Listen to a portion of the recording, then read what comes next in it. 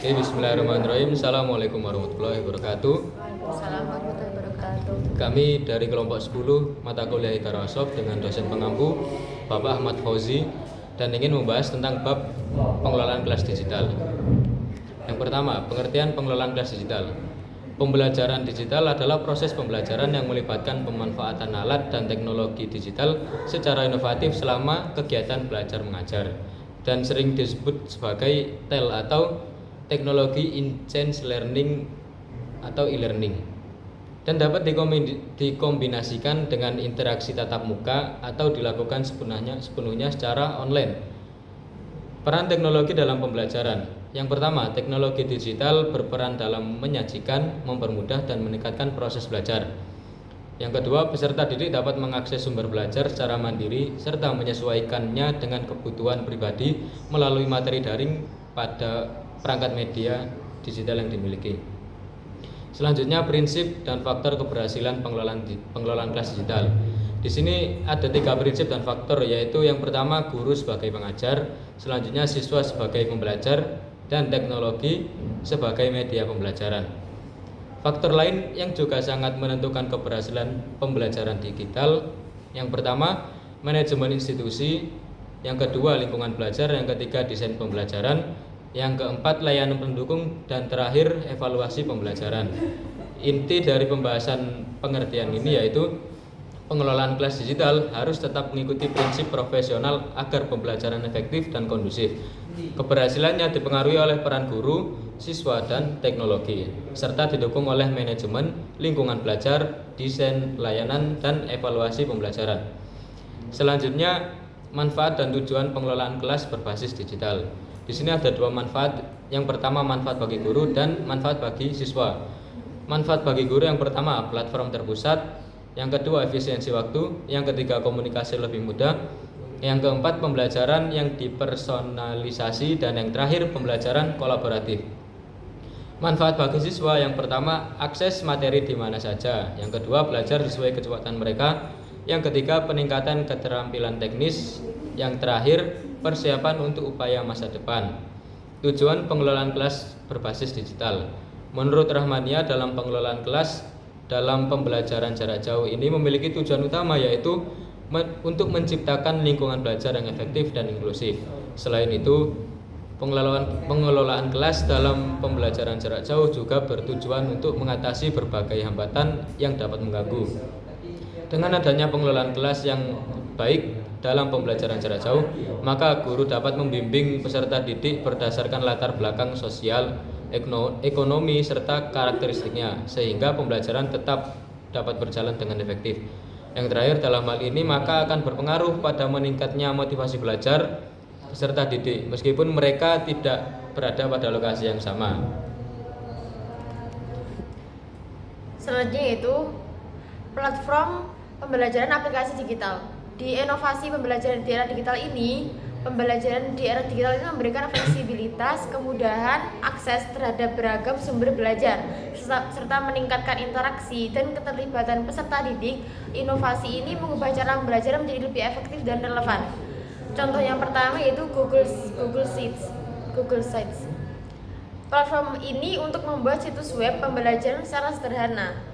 Misalnya digunakan untuk mengunggah materi ajar, menyimpan silabus, memberikan tugas, dan memfasilitasi interaksi antara dosen dan mahasiswa. Yang kedua itu WhatsApp.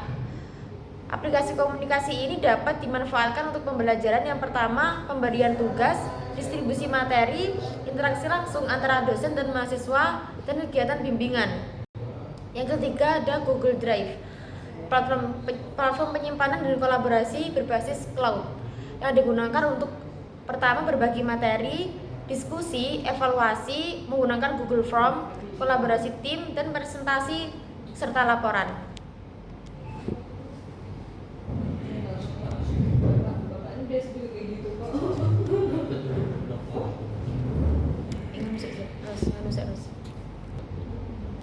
Dan kelebihan kekurangan di penggunaan teknologi di era digital dalam pengelolaan kelas ini yaitu yang pertama, akses informasi kelebihannya yaitu akses informasi yang berlimpah. Yang kedua, pembelajarannya jadi lebih menarik. Yang ketiga, kemudahan dalam berkomunikasi dan bekerja sama. Yang keempat, pembelajaran yang disesuaikan. Yang kelima, efisiensi dalam administrasi. Dan kekurangannya, yang pertama yaitu kesenjangan digital, yang kedua disiplin dan motivasi, yang ketiga ketergantungan pada teknologi, yang keempat gangguan dan distraksi, yang kelima kesehatan fisik, dan yang keenam masalah keamanan dan privasi. Kemudian strategi dan metode pengelolaan kelas digital. Yang pertama, strategi pembelajaran berbasis digital. Nomor 1, flipped classroom. Yang kedua, collaborative learning, dan yang ketiga, problem based learning, dan yang keempat, adaptive learning. Kemudian metode pembelajaran yang dapat dilaksanakan. Yang pertama bisa dengan diskusi online, yang kedua tanya jawab virtual, yang ketiga demonstrasi digital, yang keempat presentasi daring, dan yang kelima pemberian tugas berbasis aplikasi. Dengan penerapan strategi dan metode yang tepat, pengelolaan kelas digital menjadi lebih efektif, interaktif, dan efisien, serta dapat meningkatkan keterlibatan, motivasi, dan hasil belajar siswa. Dari presentasi yang kami paparkan tadi bisa diambil kesimpulan. Yang pertama, pengelolaan kelas digital harus tetap mengikuti prinsip profesional agar pembelajaran efektif dan kondusif. Kemudian, pengelolaan kelas digital membantu guru dan siswa menciptakan pembelajaran yang lebih efektif, fleksibel, dan interaktif.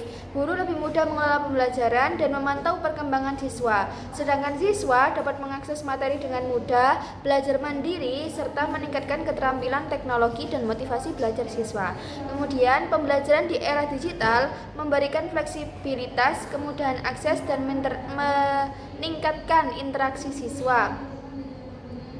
Inovasi ini juga mengubah cara pembelajaran menjadi lebih efektif. Contohnya Google Sites untuk membuat dan mengelola materi pembelajaran, WhatsApp untuk komunikasi dan pemberian tugas secara tepat, serta Google Drive untuk berbagi, kolaborasi, dan evaluasi belajar.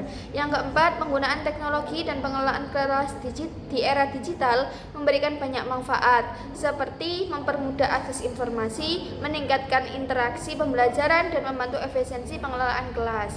Namun, teknologi juga pasti memiliki kelebihan dan kekurangannya masing-masing, seperti kesenjangan digital, gangguan belajar, serta resiko kesehatan dan keamanan data. Oleh karena itu, teknologi perlu digunakan secara bijak agar manfaatnya lebih optimal dan dampak negatifnya dapat diminimalkan. Yang kelima, strategi pembelajaran berbasis digital tersebut dapat dilaksanakan melalui berbagai metode pembelajaran, seperti diskusi online, tanya jawab virtual, demonstrasi digital, presentasi daring, dan pemberian tugas berbasis aplikasi pembelajaran. Oke, mungkin itu saja yang bisa kami sampaikan tentang pengelolaan kelas digital. Apabila ada salah ucap atau kurang jelas dalam pembahasan, maka mohon maaf. Dan yang terakhir, wassalamualaikum warahmatullahi wabarakatuh.